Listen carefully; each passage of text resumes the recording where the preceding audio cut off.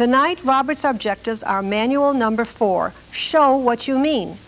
He is to show the value of gestures and body movements as part of a speech, and to explore the different ways of using body language. He is also to develop a sense of timing and natural, smooth body movement. His speech, 5 to 7 minutes. His title, A Word for the Word. Help me welcome Bob Burgess.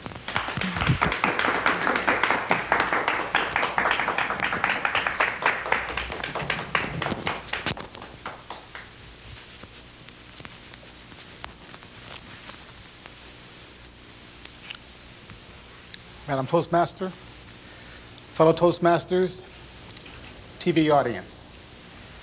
When I first joined Toastmasters, I read that words themselves account for only 7% of a speaker's impact. Vocal clues, 38%. Facial expressions, a whopping 55%. I didn't like that statement. I came into Toastmasters with a profound respect for the word. After all, what is great literature? Great poetry, great drama, great speeches, great thinking, if not an arrangement of words. On page 6 of Gestures Your Body Speaks, a Toastmasters manual, it states, what you are is more clearly communicated through your nonverbal behavior than through your words. I didn't like that either. Not that it's not true. It's true. Absolutely true. But it sends the wrong message. As if to say a speaker's gestures, facial expressions, vocal variety, tone, and bearing up here is not seated on the word. As if the word is not the foundation for all that. In a speech, none of it exists without the word. All of it springs from the word. I'm not saying gestures aren't important. They are. And by all means, get comfortable with this vehicle up here. I mean, like, let it all hang out, if it's appropriate. But words accounting for only 7% of a speaker's impact, that's not a good message. That takes the attention away from where it must be placed first, on the word. As a relatively new Toastmaster, a budding speaker, I want to say pay attention to your words 100%. 100%. And how much more easily you will find your gestures. How much more easily you will find your facial expressions, your vocal variety. In fact, ladies and gentlemen, you pay attention to your speeches and you will find what the audience really wants in your speech. You. They say a picture's worth 1,000 words. How about a word is worth 1,000 pictures? Take a look at the pictures the greatest wordsmith of all, Shakespeare, employs to fire his character Othello. Iago, Othello's unscrupulous ensign, is frustrated and bitter because of the high esteem Othello holds for his first lieutenant, Cassio. Iago wants his job and tries to bring about Cassio's demise by planting thoughts within Othello of infidelity between Cassio and Othello's wife, Desdemona. Bit by bit, he plants the seeds of suspicion and they take root in Othello. At the critical point of the play, Othello, confused, bewildered, suspicious, is seeking his wife. Iago, have you seen Desdemona? She's with Cassio, sir. Othello, they're making the monster with 2 backs. Ah! With a rage ripping through Othello's being because of the visions created by a few well-chosen, strategically placed words that incite Othello to take knife and slay his faithful wife. 30 years ago, more or less, I saw the rough, tough, award-winning film On the Waterfront. And there was a scene with such emotion, such feeling, it made this young heart jump. And today, this scene is remembered because of one word.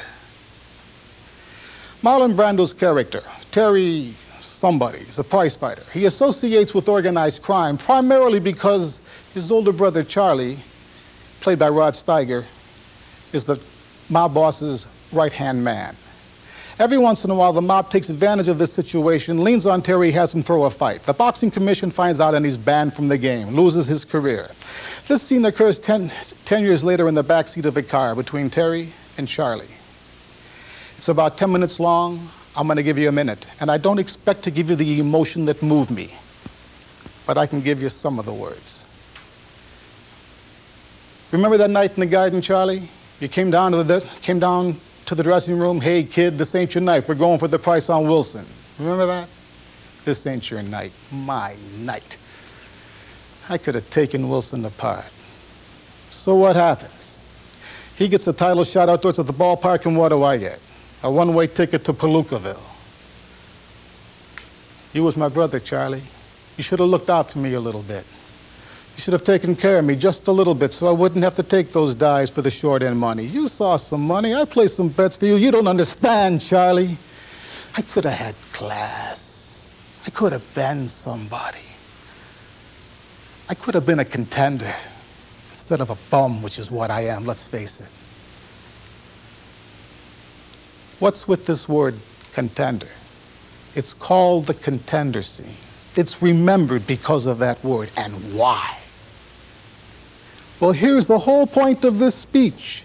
If I didn't find the words to express what it was about that scene that made me feel what I feel, I wouldn't know what I feel consciously. No matter what you feel for anything or for anybody, if you can't find the words, if you can't say it, you don't know it consciously. And no gesture is going to compensate for that. So let me share my thinking with you as to why that word made that scene memorable. What if he would have taken the same emotion and changed the word? Suppose he would have said, I could have been the champ, or I could have been the greatest. What you'd have here, in effect, is a full-grown man crying in his beer because of a lack of ego satisfaction, tragic though it may be. But the word champ and greatest imply ego. But I could have been a contender? Oh, that said he didn't care if he was the champ. He didn't care if he was the greatest. He just wanted to do it. He just wanted to strive for it. That's what the word contend means, to strive. And why? Because he just wanted to exercise his love for it. That's what was in there. His love came through the contender. That's what moved me and anybody who saw that scene. And that's why the contender is memorable. But there's more, a dramatic irony. And it's this: any man who loves what he loves the way he loved it is a champ, is great. All that in one word. Give me the word, ladies and gentlemen. And for whatever it's worth, I'll give you my heart. Madam Toastmaster?